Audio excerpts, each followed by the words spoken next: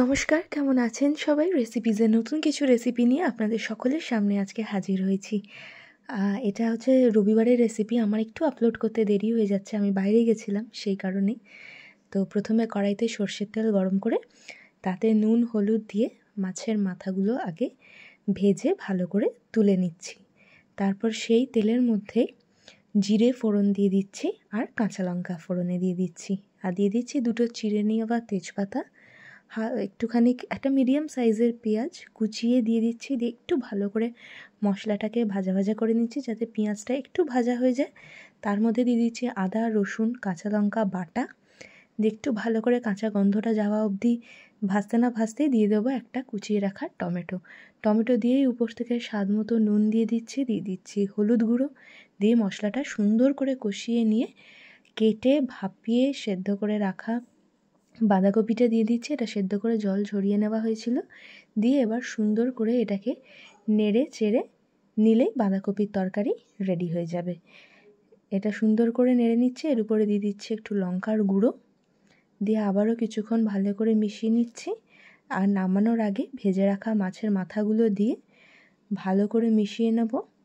আর বেশ কিছুক্ষণ মিশিয়ে নেওয়ার পরে মাছের মাথাগুলো একটুখানি খুন্তির সাহায্যে ভেঙে ভেঙে দেবো, যাতে খুব ভালো করে মাছের মাথার যে কাঁটাগুলো আছে সেগুলোর সাথে বাঁধাকপিটা মিশে যায়।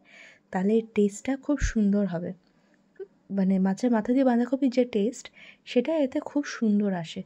তো এটা যত নাড়া হবে তত সুন্দর হবে। এখানে আমি একটুখানি লাস্টে চিনি দিচ্ছি। এটা আপনারা দিতেও পারেন নাও দিতে পারেন, কিন্তু একটু চিনি দিলে আমার মনে হয় টেস্টটা ভালো ব্যালেন্স হয়। সে কারণে একদম সুন্দর করে আমি নেড়ে নিচ্ছি। আর একদম লাস্টে ঘি গরম মশলা দিয়ে একবার ভালো করে মিশিয়ে নিয়ে নামিয়ে নিচ্ছি। এখানে আমার মাছের মাথা দিয়ে বাঁধাকপি একদম রেডি। খুব সাধারণ রেসিপি, হয়তো অনেকের বাড়িতেই হয়, তাও আমার বাড়িতে হয়েছিল বলে আপনাদের সাথে একটু ছোট্ট করে ভাগ করে নিলাম। আর এটা তৈরি করছি গেঁড়ি গুগলির চচ্চড়ি। প্রথমে কড়াইতে আমি গেঁড়ি নিয়ে নিচ্ছি, তাতে দুটো মতো কুচিয়ে রাখা টমেটো দিয়ে দিয়েছি, ছোটো সাইজের টমেটো দুটো কুচিয়ে রাখা, বেশ কিছুটা চেরা কাঁচা লঙ্কা, অনেকটা কুচিয়ে রাখা পেঁয়াজ, আদা কাঁচা লঙ্কা বাটা, একটু স্বাদ মতো নুন, কেটে রাখা আলু, হলুদ, লঙ্কার গুঁড়ো আর বেশ কিছুটা পরিমাণে সর্ষের তেল দিয়ে ভালো করে মেখে এটাতে সুন্দর করে আগে সব মশলা দিয়ে এটা ভালো করে একটু মেখে নেব। আর পরিমাণ মতো জল দিয়ে একটু মিশিয়ে নিয়ে ঢাকা দিয়ে এটা ফুটতে দেবো। যদি ধনেপাতা থাকে খুব ভালো হয়, নয়তো এটাকে মিডিয়াম ফ্লেমে একটু ফুটতে দেবেন। খুব সুন্দর হয় খেতে এটা। আর খুব সুন্দর করে এটাকে নাড়াচাড়া করতে থাকবেন। নামানোর সময় একটু কাঁচা সর্ষের তেল আর ধনেপাতা থাকলে খুব ভালো হয় দিয়ে নামিয়ে নেবেন। গরম ভাতে দুর্দান্ত খেতে হয়। আর আজকের সোস টপার কই মাছ মৌরি বাটা দিয়ে। কই মাছগুলো এনেও ছিল বেশ বড় বড় সাইজের, খুব সুন্দর ছিল কই মাছগুলো। ওগুলোকে সুন্দর করে কেটে ধুয়ে পরিষ্কার করে মা রেখে দিয়েছে। এবার ফ্রাই প্যানে সর্ষের তেল গরম বসিয়ে দিচ্ছে। কই মাছগুলো যেহেতু নুন দিয়ে ভালো করে ঘষে ঘষে ধোয়া হয়েছে, তাই আর আমি আলাদা করে নুন হলুদ মাখালাম না। তেলের মধ্যেই নুন আর হলুদ দিয়ে দিলাম। দিয়ে এবার এক এক করে কই মাছগুলো দিয়ে দুটো দুটো করে কই মাছ দিচ্ছি, দিয়ে উল্টে পাল্টে ভালো করে ভেজে নিচ্ছি। এটা যেই দুপিট ভাজা হয়ে গেছে তুলে নিলাম। আরও দুটো কই মাছ দিয়ে দুটো দুটো করে ভেজে নিচ্ছি। তো এখানে দুটো দুটো করে মাছ ভাজা চলুক, আর আমি পাশে পাশে অন্য রান্নাগুলো করছিলাম। কিন্তু যেহেতু এটা দুটো দুটো করে অনেকগুলো মাছ ছিল, তো ভাজতে বেশ অনেকটা সময় লেগে গেছে। তো আমি এর মধ্যে গেছিলাম তারাপীঠে বেড়াতে, যে কারণে আমি নিয়মিত ভিডিও দিতে পারিনি। দুদিনের জন্য আমি গেছিলাম তারাপীঠ, বোলপুর বেরিয়ে এসেছি। এই ভিডিওটা আমার যাওয়ার একদিন আগে করা। আমি যাওয়ার আগে ভিডিওটা এডিট করে আপলোড করে যেতে পারিনি। তো আসার পরে আপলোড করছি, তখন ভয়েস ওভার দিচ্ছি আর আপলোড করছি। তো আগে এটা দিয়ে তারপরে আমি তারাপীঠের কিছু খুব বেশি কিছু ভিডিও আমি করিনি, অল্প যেটুকু যা আছে আমি শেয়ার করার চেষ্টা করব আপনাদের সাথে। আর এখানে আমার মাছ সব কটা ভাজা হয়ে গেছে। এবার আমি একটা কড়াইতে সর্ষের তেল গরম বসিয়ে দিচ্ছি, আর মিক্সির জারে একটা পেস্ট বানিয়ে নেব। তাতে পেঁয়াজ, টমেটো, কাঁচা লঙ্কা, একটা কাশ্মীরি লাল লঙ্কা দিয়েছি, অল্প একটু জল দিয়ে ভালো করে একটা পেস্ট বানিয়ে নেব। আর এতে আমি তেলের মধ্যে মৌরি আর কাঁচা লঙ্কা ফোড়ন দিচ্ছি। আর আমি যে পেঁয়াজ বাটাটা বেটেছি ওর মধ্যে আমার মৌরি ভিজিয়ে রাখা ছিল, সেই মৌরিটাও আমি একসাথে বেটে নিয়েছি, গরম জলে ভিজিয়ে রাখা ছিল। ওই জলটা আমি এই মশলার মধ্যে ব্যবহার করব।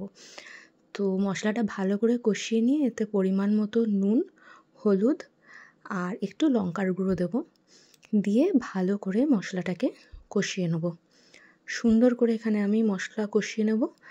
আর আমি যে পেঁয়াজ, টমেটো, কাঁচা লঙ্কা, কাশ্মীরি লঙ্কা বাটলাম তার মধ্যে যে মৌরিটা আমি দিয়েছিলাম, সে মৌরি যে জলটা দিয়ে ভেজানো ছিল ওই জলটা এর মধ্যে আমি দিয়ে দিলাম।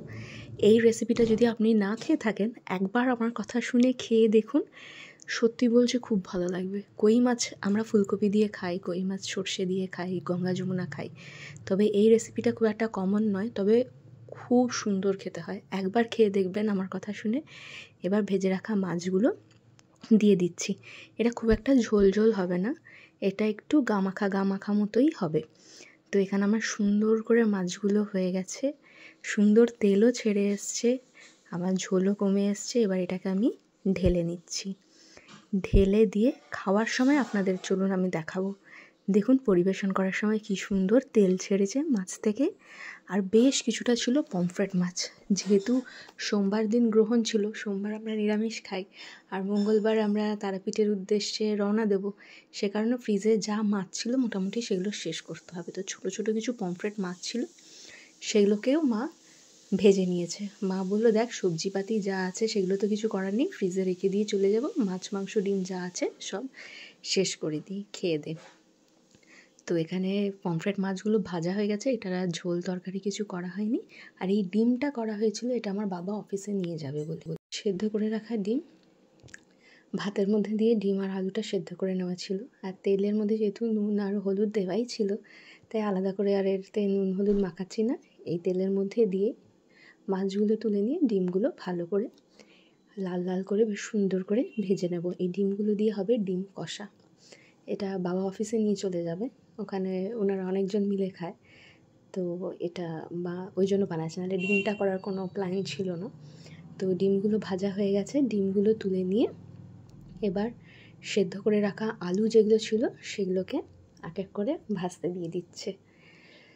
আর যেহেতু মানে ঘর ফর গুছিয়ে ফ্রিজ পরিষ্কার করে সমস্ত তাক ফাক মানে কাউন্টার টপটা পরিষ্কার করে একটা জায়গায় যেতে গেলে তার আগের গোছানোটা তো মারাত্মক, প্রচুর গোছানো আছে। আবার আসার পরে আরও মুশকিল। যাওয়ার সময় তো তবু ঠিক আছে, যেটা যেরকম থাকলো রাখলাম চলে গেলাম।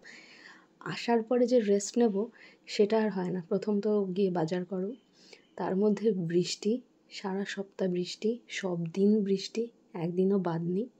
আর প্রয়োজনের সময় আরও বেশি করে বৃষ্টি। এই বৃষ্টি নিয়েই এবছরটা কাটছে সবার। তো এখানে আলুটাও ভাজা হয়ে গেছে। এবার ফাইনালি কড়াইতে তেল গরম করে গরম মশলা, তেজপাতা ফোড়ন দিয়ে দিচ্ছে। আর পেঁয়াজ, টমেটো, কাঁচা লঙ্কা, কাশ্মীরি লঙ্কা, আদা রসুনটা আগেই বাটা ছিল, সব দিয়ে একটা সুন্দর পেস্ট বানিয়ে নিচ্ছে। সেই পেস্টটা এবার তেলের মধ্যে দিয়ে দিচ্ছি, দিয়ে সুন্দর করে এই পেস্টটা দিয়ে কষাতে হবে। যত ভালো কষানো হবে তত ভালো টেস্ট হবে। আর এখানে দিয়ে দিচ্ছি পরিমাণ মতো নুন, হলুদ দিয়ে দিচ্ছি। আর যেহেতু কাশ্মীরি লঙ্কার গুঁড়ো দিয়েছিল, লঙ্কাই পেস্ট করে দিয়েছিলাম, ওই জন্য আর কাশ্মীরি লঙ্কার গুঁড়ো দিইনি। এবার ভেজে রাখা আলুগুলো দিয়ে একটু কষিয়ে নেব। কষিয়ে নিয়ে এর মধ্যে আমি পরিমাণ মতো জল অ্যাড করে দিচ্ছি। একটু সেদ্ধ হয়ে গেলে, যেহেতু আলু সেদ্ধ করাই আছে, বেশি সেদ্ধ করার দরকার নেই, তেল ছেড়ে এসছে, ভেজে রাখা ডিমগুলো এর মধ্যে দিয়ে একটুখানি ভালো করে ফুটিয়ে নেবো, তাতে গ্রেভিটা একটু গাঢ় হবে। দেখবেন চিকেন, ডিম এগুলো একটু গ্রেভিটা গাঢ় হলে খেতে খুব ভালো লাগে। তো এবার আমি এটাকে একটা পাত্রে ঢেলে নিচ্ছি, এটাকে আমি সার্ভ করে আপনার সামনে দেখাচ্ছি। কেমন লাগলো অবশ্যই জানাবেন। ভালো